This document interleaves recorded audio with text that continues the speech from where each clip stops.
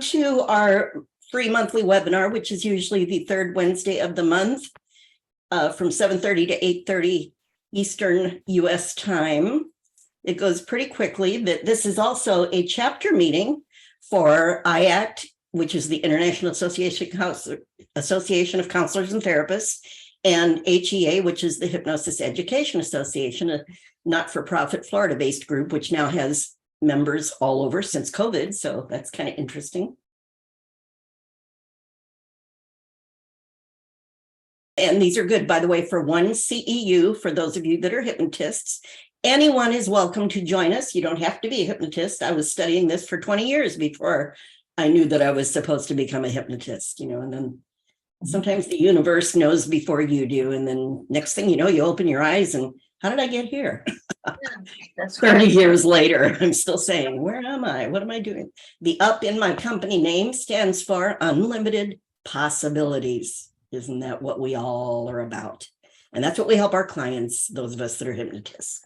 And that's what this is about, unlimited possibilities and how to use your mind to focus, to concentrate, and for memory. Before we get deeply into that, since this is a chapter meeting, it's necessary for me to get a roster, to put a roster together to send in to IACT. So if you could just, since it's a short program, unfortunately, we can't talk about ourselves much, just your name and where you're here from so that I can send that in, and maybe one sentence that you'd like people to know about you. Novella, you want to start? Sure. I'm in North Carolina. My name's Novella Hall. I first became a hypnotist in the 1980s. I can't remember just what year, but it's 83, I think. Well, you're still pretty active. And what I've seen of you in classes when we do breakout sessions, you're quite talented. So you want to keep helping people. We can't help it, though. We offer to help people anyway. That's what I love to do. So very nice. That's why I love this field. Yes. How about Arlene? Would you like to introduce yourself to everybody? New Jersey, near Freehold, New Jersey. I'm a licensed clinical social worker and alcohol and substance abuse counselor. Very wonderful. So, okay, how about Sandy? Hi. I'm around the corner from you, Patty, in Tarpon Woods. Yeah. Oh boy, that really is right around the corner. Yeah. And I am a geriatric oncology nurse practitioner. Wow. Wonderful. And I met Patty when she helped me quit smoking and lose 35 pounds. So oh my goodness, we gotta talk. Yeah, you've been such a terrific influence in helping me realize unlimited potential. So wow, I appreciate you. I recognized your name, but I was like, where do I know her from? So many. Oh, well, I'm so glad you're here. Let's get together. I want to hear more about that. Wonderful. Jan Bird, who, by the way, will be one of the presenters on April 22nd in Newport Richey for the HEA. You're going to talk about Say What? I love that title. Say What? The power of our words and the energy behind That's them. right. I'm in Loxahatchee, which is just outside of West Palm Beach, Florida. And I work in an Alzheimer's memory care facility, but I'm also practice Reiki and integrative life and wellness coach, among things. And I'm looking forward to the conference. All right. You're a little bit muffled, but I think we all heard that. Grace, you want to go next, please?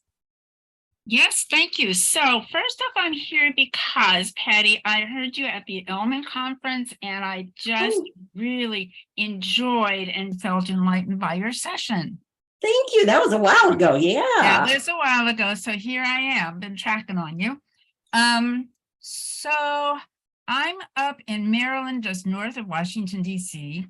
And my focus, if I was to be asked today, I would say I'm sort of, one of my favorite things is assisting people in doing what they want to do and being how they want to be. And they just feel like in a resistance because they don't feel like they're able or good enough or something like that. And I'm also doing some work with oncology, which was something that I was aiming to focus on earlier and have gotten more reason partly because I hooked up with Gary Coles and his training, and partly because I have a lymphoma recurrence. So Wow. I'm aiming to make good of that and do so. That's a little bit. Very good. Very good. Yeah, I just covered some things. We do a lot of that in our medical hypnosis training, obviously, because it's matter of fact, I'm going to show you something from the Mayo Clinic tonight, but they have a lot of information about using hypnosis for oncology and all Cool. those. Thank you. Of course, anything, right? Our mind affects Anything. everything.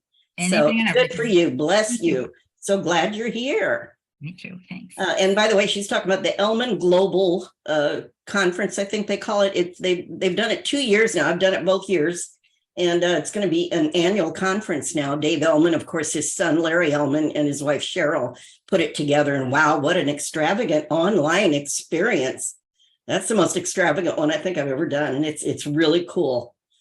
Plus, just watching all the other seminars is so much fun. And again, you don't have to be a hypnotist if you just want to improve yourself. Oh my goodness. Like I said, I used this for 20 years before I became a hypnotist. Anne. Yeah, I met Patty when she had an office in Tarpon Woods in Palm Harbor, and I live in Palm Harbor. Yeah, I thought I so. met her when I went to one of her weight loss classes. And I come to these occasionally because I find I learn a lot, even though I'm not into hypnotism, just for the knowledge. Yeah, because, it's just a word. It's somebody invented that word to describe how we use our mind in these interesting ways. This field and neurolinguistics are the two fields that I found answered all the questions I was having about how did I do things that I didn't know how to do, and I did them anyway when I was younger. How did I do that? How did I have that intelligence to even know to try to do something? And it kept steering me in this direction. And you know what? A lot of the other modalities I'm noticing, like positive psychology, and now we got psychoneuroimmunology, all these big long words. They're all just really, to me, coming around to what hypnotists have been doing forever. It's like we kind of figured it out almost ahead of time. They got mindfulness now, which is kind of the beginning point for hypnosis. And anyway, I could go into a whole thing about all of that. So welcome, all of you. I'm so happy to have you here. I'm so passionate about this. Every year it gets better. 30 years in the field, I feel like I'm just getting started. So I got to live a long time, because I used to count my first medical hypnosis teacher in Arizona. His name was Dr. Michael Preston. He wrote a book called Hypnosis, Medicine of the Mind. And what a beautiful friend and mentor he was to me. And I was so supposed to be in this field because I stumbled onto some of the best teachers at the beginning. So I was ready, I guess, And he used to talk about that there was no reason that anyone shouldn't live to at least 128 and beyond and stay healthy. And I thought, so I started with that number 30 years ago with him. And then every year I'd find something else I wanted to study or I wanted to look into or explore. And I'd say, oh, that's going to take another year and a half. I better add another year and a half to that. So last count, I was up to 193 years that I have to live in order to just get done what I've so far got on my list. And it's growing all the time. And why not think like that, right? Your imagination is unlimited. And I think that's why we can get results with this kind of work that's beyond what people that have to put everybody in a box and, think limited. That affects the outcome, doesn't it? Yes. So, okay. I'm so on a roll here because I had my medical hypnosis training started last weekend. And I don't know what I was thinking, but my regular hypnosis certification that I do 2 a year usually is starting this coming weekend. And then they're like back and forth. Every other weekend I'm doing medical. And I'm like, oh my goodness, what have I done to myself? So I'm going to have to be doing a lot of parts therapy and make sure I got the right hat on and the right thing. So yeah. It's all good. It's so much good energy, right? So, hypnosis, at the very simplest of explanations, when we're talking about how do you explain hypnosis to someone, it's focused, concentrated attention. So just the act of practicing a little bit of hypnosis here and there in your life improves your focus and your attention. And when your focus and attention and concentration are improved, we all know that's going to also affect your ability to remember things. So focus, concentration, and memory all kind of go hand in hand, and they are all natural byproducts of anything we do with someone in hypnosis. No matter what the focus of the session is, those things are going to improve all on their own just by virtue of the process of hypnosis and the relaxation and all those things. So I'm going to show you just a really, really short little thing to support, because some people really like to know that there's areas outside of the world of hypnosis that support these things. So I'm gonna do a little screen share here. Can you all see that? Hopefully. Yes. Hopefully you can all see that. This is from the Mayo Clinic, and this is just a tiny little excerpt of the Mayo Clinic. For for the whole time I've been in this field, 3 decades and beyond probably, has been a really great friend of hypnotherapy, hypnosis. They've always spoke highly of it, and they have a plethora of information about it on their website and all of that, and research studies and the whole bit. Also MD Anderson, Johns Hopkins, you can go on any medical site and find it, but Mayo Clinic has always been very big promoter of hypnosis. And this is a section from their website right now, and it's got a little overview about hypnosis. It says a changed state of awareness. Now I like that term much better than what we're taught in hypnosis school to say an altered state, right? I always was challenged with how can I explain it without saying an altered state of consciousness? Because it's a normal state of consciousness. Hypnosis, we intentionally change our state of awareness. And for purposes of doing it, for a process with a hypnotist in an actual formal hypnotic process, we also increase the relaxation, which of course allows the person to relax into the state more nicely. That allows for, what does it say here? Focus, improved focus and concentration. And isn't that what tonight's about? And I thought, well, isn't that interesting? They also say in this little blurb here, hypnosis can help you gain control over behaviors you'd like to change. Of course, we all know that. Can help you cope better with anxiety and pain. And you don't lose control. I like that they always, they explain it very well. The Mayo Clinic people do know what hypnosis really is. You don't lose control during the session. And they talk further about why it's done for purposes of the Mayo Clinic's point of view, to cope with stress and anxiety, in particular, to ease stress and anxiety before a medical procedure, right? So we can do pre and post surgery things, and hopefully you do this for yourself. I've got a lot of things I've done for myself using hypnosis that have gone way beyond what my expectations were. So hypnosis, it talks about helpful for pain control, hot flashes. I used to call them power surges. That's called reframing, right? When I was younger, everybody said, oh my gosh, you're getting a hysterectomy, you're going to instantly go into menopause. And all these women were like, freaking out, telling me how horrible it was going to be. And I just blocked it because I have my way of blocking those things. And I said, I'm sure that was your experience because that's why you're telling me. And I plan to have a different experience because I happen to know about hypnosis and how to control my bodily functions. And once in a while, I'd get a little bit warm. And I'd say, ooh, good, I'm having a power surge. I'm burning calories. And it would be very mild and it would go away. And it was almost unnoticeable. And when I told the women that, of course, they're like, well, how did you do that? I said, well, come to my classes, I'll show you. So there you go. Behavioral change, of course, we know that. Cancer treatment, there you go. Big time. That's one of the first things that they noticed that hypnosis was great for.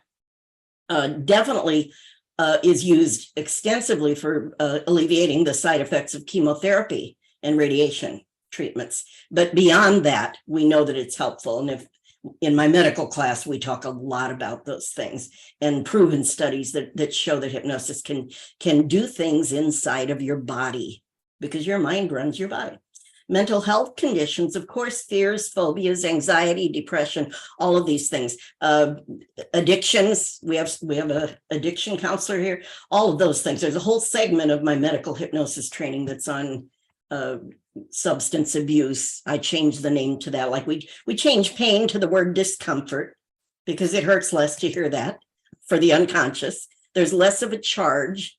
You know, we talk about things at the beginning of talking so that people know what we're talking about. But basically, it's all about reframing. If you change how you think about something, again, as Michael Preston used to say in my first classes, when you change how you think about it, it changes how you feel about it. And they've done studies in the hospitals where when the nurse or doctor walks in and say, what is your pain level today? That P word has a very dramatic effect on the body that actually literally instantly increases the pain. Yeah. So if you start talking about discomfort, guess what embedded command, those of us that know hypnosis, there's an embedded word for the unconscious that it hears, and that word comfort is in there. It's softer. It doesn't have that same punch to the central nervous system. So it's very important that we learn these kind of things, and they have a great impact on our perceptions and on our literally experience of what we were experiencing. Okay, so that was just something I wanted to show you. If anybody wants handouts, by the way, and you're not on my email list, because I don't put this out everywhere. I don't know where all of you came here from. I should ask that question at the beginning, because I know some people show up and then I never see them again. I realize they're not even in my database. uphypnosis@yahoo.com or uphypnosis@outlook.com if you want the handouts. That's one of them. I'm gonna take you all through a process tonight with your permission, because focus, concentration, and improving memory are things that we can experience just by doing any kind of a hypnotic process, right? We just talked about that. And by addressing these things, and stress relief, of course, is a part of every hypnotic intentional experience. It has that effect just because of the relaxation part of hypnosis, getting rid of unnecessary stress, tension, tightness in the body. And that opens up the ability to access the creative part of the mind. And I call that the expert inside of you that knows all about you and that has all of the answers. If there are answers, that is, you know. And when it comes to things like memory, and, you know, if you're having a challenge with memory, I would say all of the time it has to do with stress, tension, anxiety, those kind of things. When people study like crazy to take a test, and that doesn't mean just high school or college people. I've worked with a lot of people on test taking that are accountants, that are lawyers, that are real estate people, that are insurance people that have to take these tests, right? And they're designed. I was in the insurance field briefly between my careers when I was getting my hypnosis practice started. And they're designed, I swear they designed them to make you nervous. Just the design of the rooms that you're in and just the way they approach it. And the whole thing is designed to make you nervous. So with hypnosis, thankfully, I knew something about hypnosis when I had to do those insurance exams. And people study, and then they go, why, when I got that piece of paper in front of me and I'm trying to answer the questions, why is it I can't access what I learned? They know it's in there, right? They know it's in, they studied it. And yet that anxiety closes the door, if you will, to the unconscious mind, which is where all learning occurs. You know, while we're learning, we're doing it consciously, but once it locks in, it's in the archives at the unconscious level. And if we can't access it, that means we don't have that channel open to access it. That's the way I think of it. And just a light hypnotic, open-eyed state that we can teach clients, and that I do teach clients. Like I said, the adults I've worked with, even, you know, I teach them how to open up the channel and breathe. People forget to breathe when they're anxious, right? They're still breathing, but it's not very efficient. So opening up a channel and getting into that relaxed state, and all of a sudden, all of the answers that have been learned, when they read the question, I tell them it's like they fall out onto the paper. I used that one time, and the guy came back, and I think that was an accountant I worked with, and he said, you were right. I did what you showed me. I read the question, and I didn't have to think about it. It just fell out onto the paper. I thought, how cool is that? So anything we do that requires us to access our creative mind, when people are, we talk about creative blocks. If you're creating a piece of poetry or writing a book or writing in a hypnosis script, if you write hypnosis scripts, I certainly hope you're going into a light state of hypnosis to do it. Because otherwise you're doing it with your logical part of your mind. And that's not what hypnosis scripts are designed for, are they? They're designed for your creative imagination. That's why they're so powerful. The logical mind always has its place. It has to cooperate, right?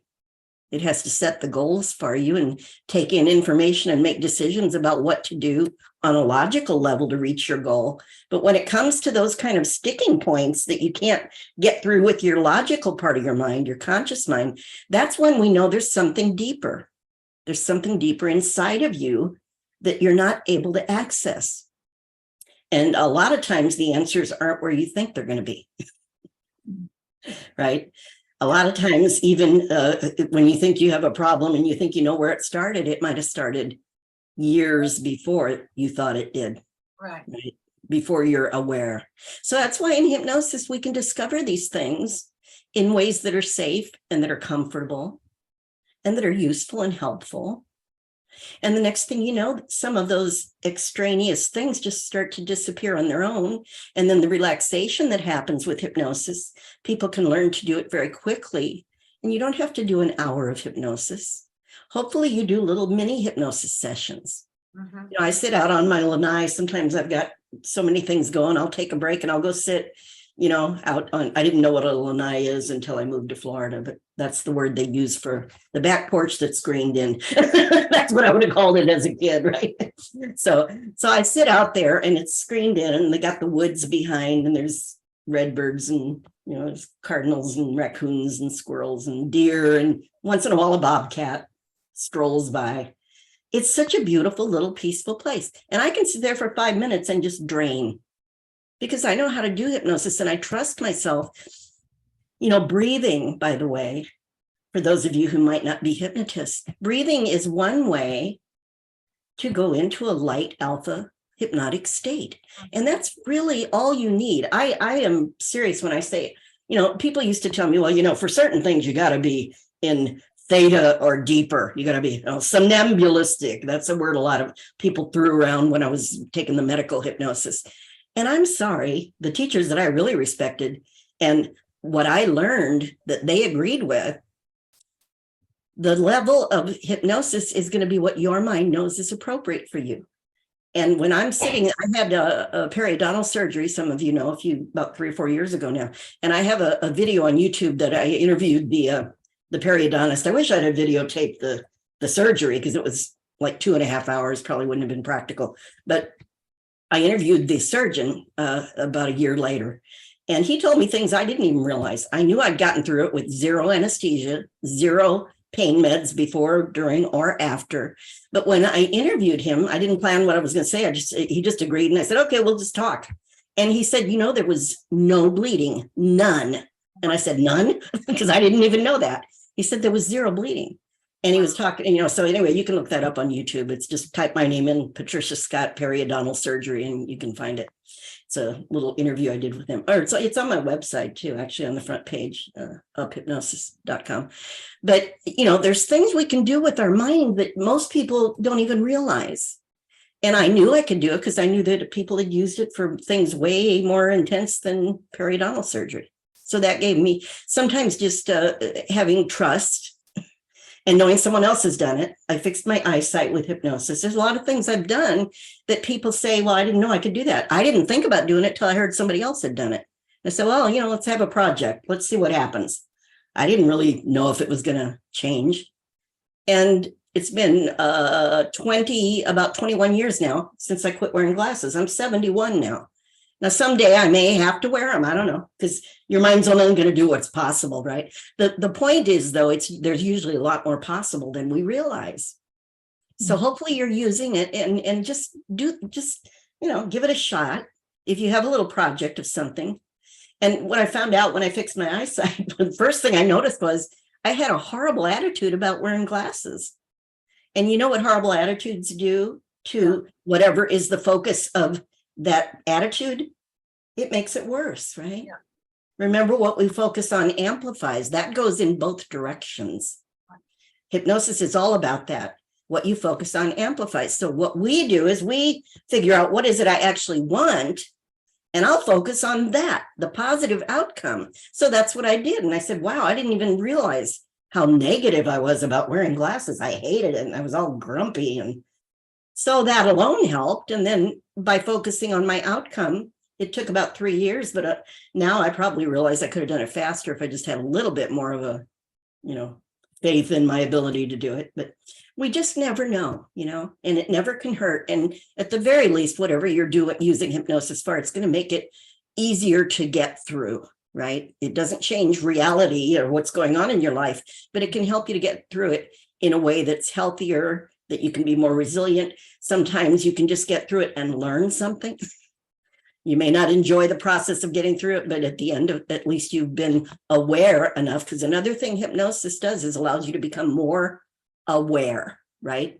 Self-aware and aware of the kinds of environments you put yourself in, the kinds of people you surround yourself with, so you can make better choices. I think that's all a part of what this is all about.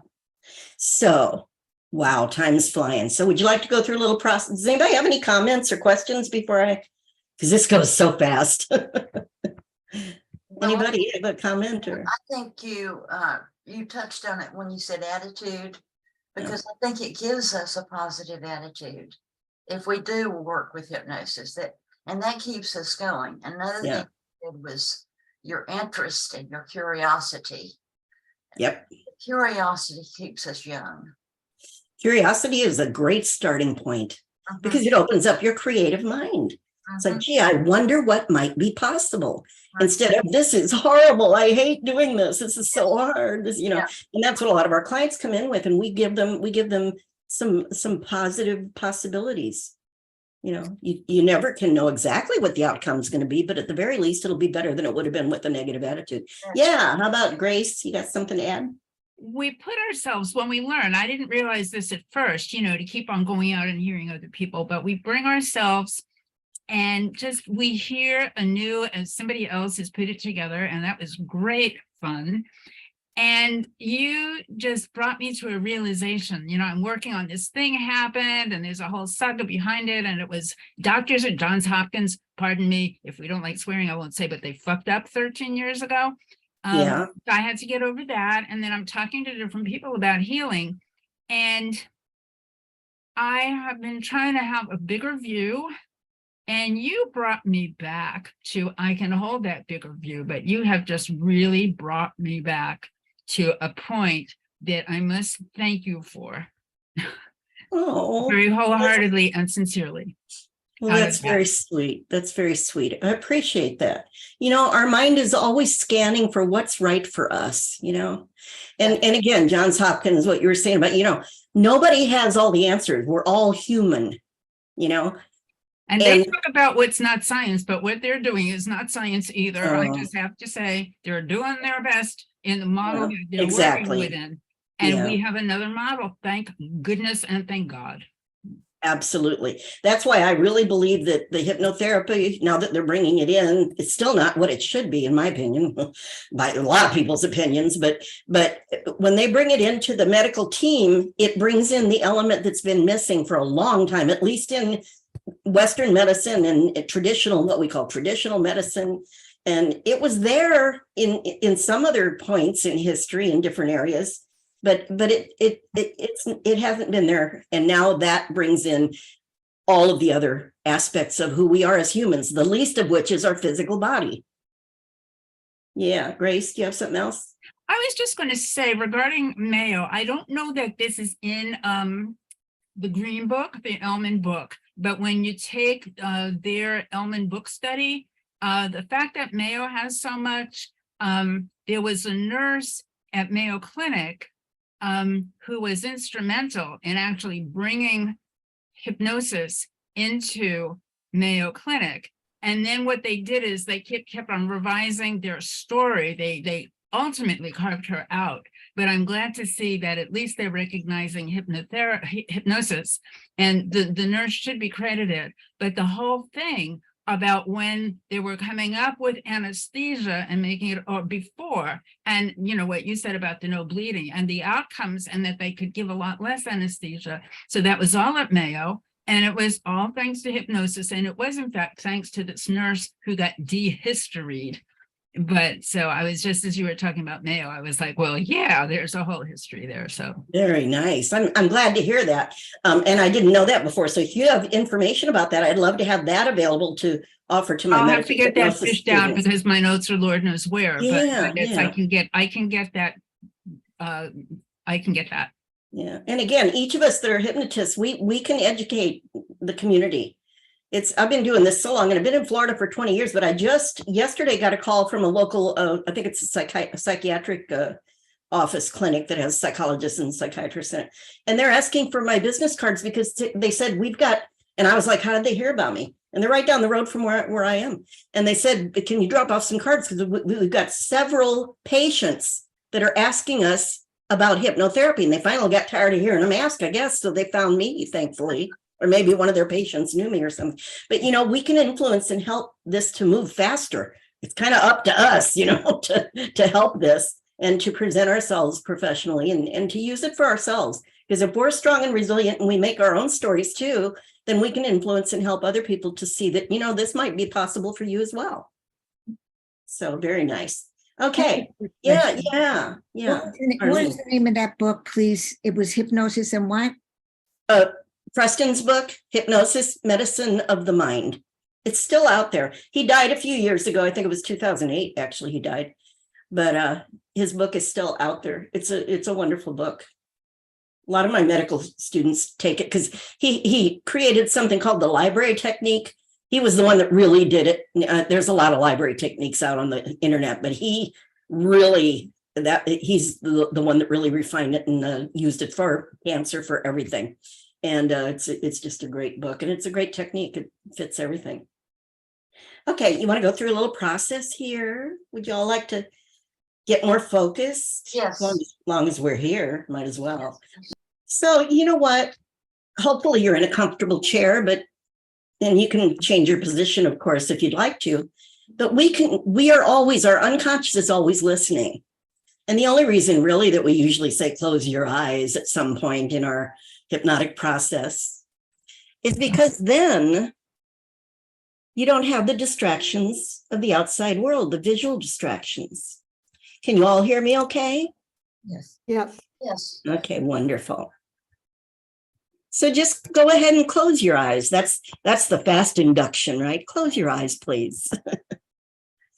And sitting there, you know that you have an amazing unconscious that already knows what your goals are, what your hopes and dreams are.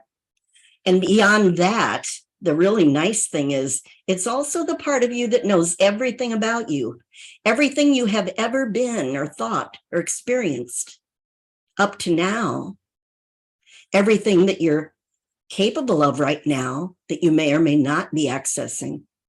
And it also knows your possibilities for the future. It knows what's possible for you beyond probably what you could even imagine.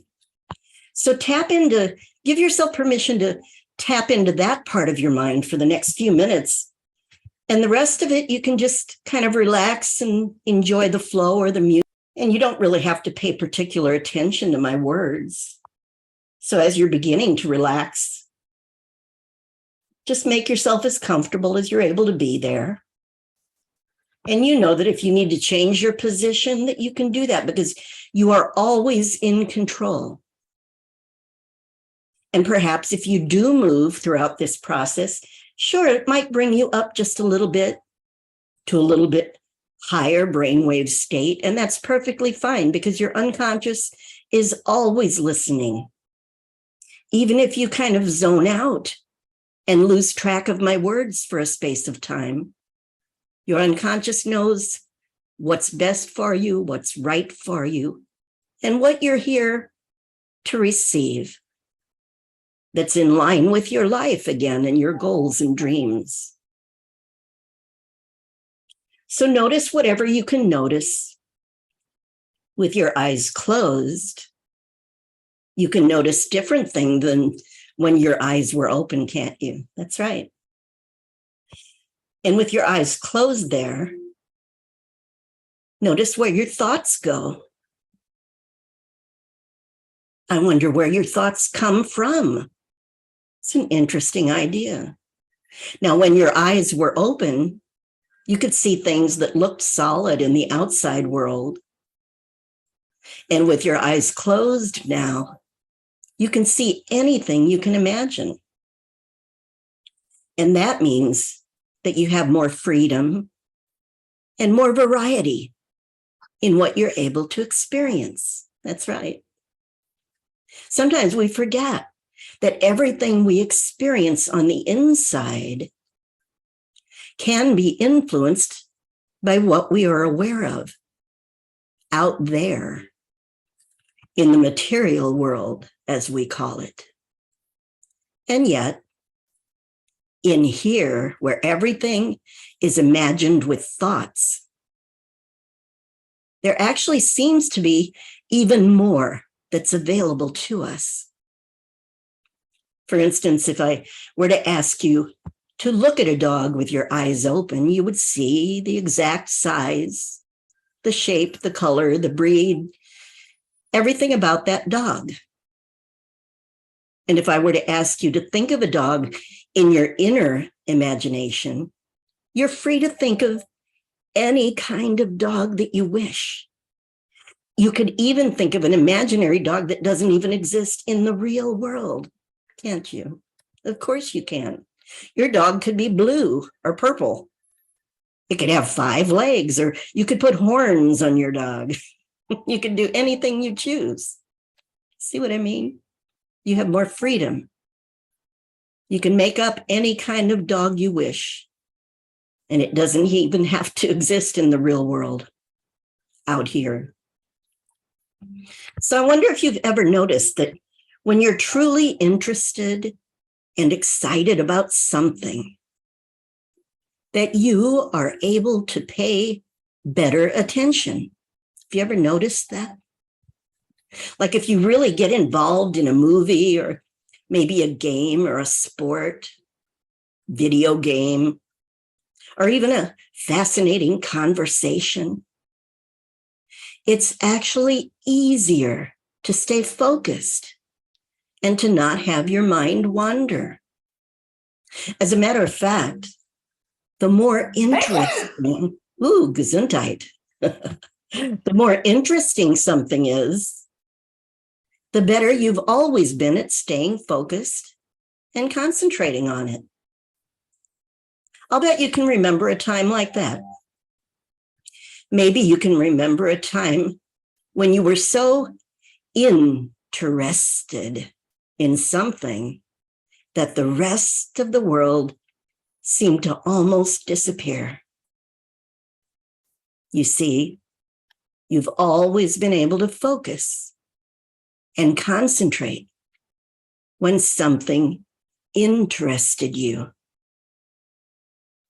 Then there may have been times when you really needed to focus and concentrate. Like maybe a time when you had to take an important test, and it seemed that the more you tried to concentrate, the harder it was for you to think of the answer, even when you knew that you'd learned it, just like we were talking about. It's interesting that we seem to have an easier time remembering things that got us excited or made us happy. Well, it's not only interesting, it's actually science. That's right. Now, I don't know how you feel about science, but whenever something is interesting and exciting or makes us feel good, our brains actually receive information more efficiently. Isn't that interesting? You might even say that when our mind, meaning our imagination, is being entertained, that we actually learn better. So with this information, it would make sense that if there's ever something that we need to focus and concentrate on, If we find some creative way to make it entertaining for ourselves, it will help us to focus. That could even be fun, to find a creative way to make it entertaining. Right. Now, I wonder how you can imagine, for instance, focusing on a really boring person who's giving you important information that you really would like to pay attention to. Maybe you could just get tickled about how boring they are. That actually might be entertaining. Maybe you could listen to their words and imagine or pretend as if they're singing them. Maybe you could pretend that there's someone you admire, or even a cartoon character. And imagine that the words are being said in that cartoon voice. That could be entertaining. How about those times when you have a task that needs your attention and focus, but you seem to have just too many other things on your mind? Well, you know that you can focus when something is interesting or enjoyable. So you can simply close your eyes for a couple of minutes and imagine something that you're always excited about and ready to do. Maybe it's something like for you going to the beach, or maybe you enjoy riding a bike. Maybe there's a sport that gets you excited. Maybe going shopping for antiques, whatever it is for you that you really are excited and look forward to. It doesn't matter what it is, as long as it's something you always look forward to doing. And as you think about the thing you enjoy, notice where you feel it in your body. Pay attention on that part of your body. Do this right now just for practice, just for fun. And notice what kind of energy you're feeling when you think about doing that thing that you love to do. Notice if that energy seems to be moving. Maybe it vibrates. Perhaps it's spinning or pulsating. As you think about that thing you love to do, notice if you're seeing a picture. And if you do, notice if it's in color or how big it is, if it's moving, if it's 3D. Notice any sounds or smells. Really get all of your senses involved.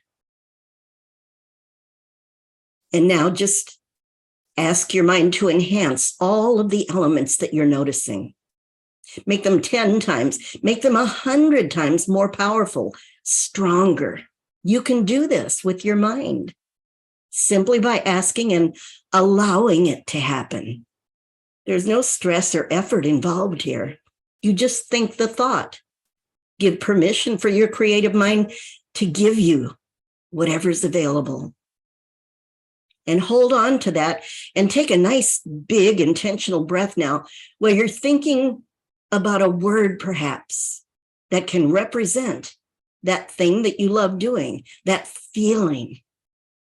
It's probably the first word that comes to you now. And now imagine holding on to this feeling, and in your mind, keeping your actual eyes closed, of course, but in your pretending mind, imagine that you open your eyes in this situation and you begin that task that you know you needed to do, the one you started with earlier. And notice how differently you feel as you begin. Perhaps more motivated, more focused. Maybe you're even actually enjoying doing that task. These are things that are easy to do. And the more you do them, the easier it gets for your creative mind to find new and interesting, unique ways for you to think about those things that you really want and choose to focus and concentrate on. And now that you remember that it's up to you to decide to relax and to decide to enjoy focusing and concentrating on the things that are important to you, so that you can enjoy the things that you want to enjoy even more. Now you're finding it's easier and easier to let go of trying and effort. And you now enjoy finding creative new ways to think and to focus and to concentrate.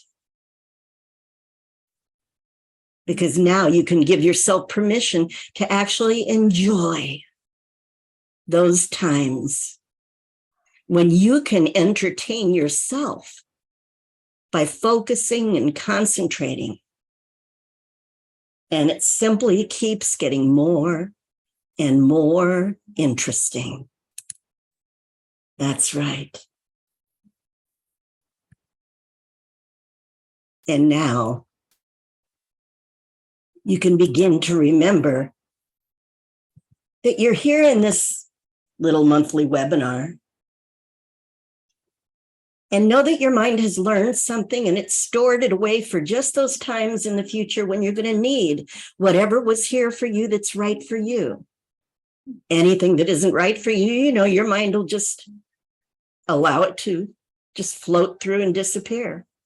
It won't store anything that isn't in your best interest. So you can prepare to come back now. And it's up to you to decide to open your eyes. I could count like hypnotists like to do, but I think it's nicer just in the next 10 to 15 seconds to just reacclimate yourself and come on back out here with all of these beautiful people. And in some cases, beautiful people behind a name on a screen. And yet we're all here together, learning and growing. So the time is up, but any questions, any comments? If any, like I said, if you email me at uphypnosis@yahoo or uphypnosis@outlook.com, I will send you a copy of this script. I did play with it. It's a script I wrote many years ago, but I can't help myself. I don't like to read scripts necessarily, but I wanted to stay fairly close to it. Yeah. So you'll at least recognize some parts of it when I send it to you. But I elaborated a bit. Novella, do you have a question? Yeah, I just got through saying I thought it was wonderful. Oh, thank you. Yes. Okay. Me too. Yeah. I learned a lot just now. It was very good for me. It was really learned a lot. good for me. And you're even aware on a conscious level how much you learned, which means there's so much more that you're going to realize because it keeps processing. And in the hours and days to come, I always say, your mind will introduce you maybe to some even new creative ideas that those seeds were planted here tonight. And your mind will find ways to use them that are right for you. How cool. Yeah. But it's nice when our conscious mind also knows, yeah, something good's happening here. Yeah, it's really great. All right. Right now. Yeah. Good night, everybody. Thank you Patty, for coming. thank you so Email me if much. you'd like the handouts. I'll be you. happy to send them to you. I would like a handout. Yes, I would. Okay. Yes. Just email me and then I'll pop them on the email and send them right back to you Thank you. Thank you very after much. the presenters thing tonight. Thank you. Sure. Thank you all for coming. Thank you so much. Bye, Jan. See you soon.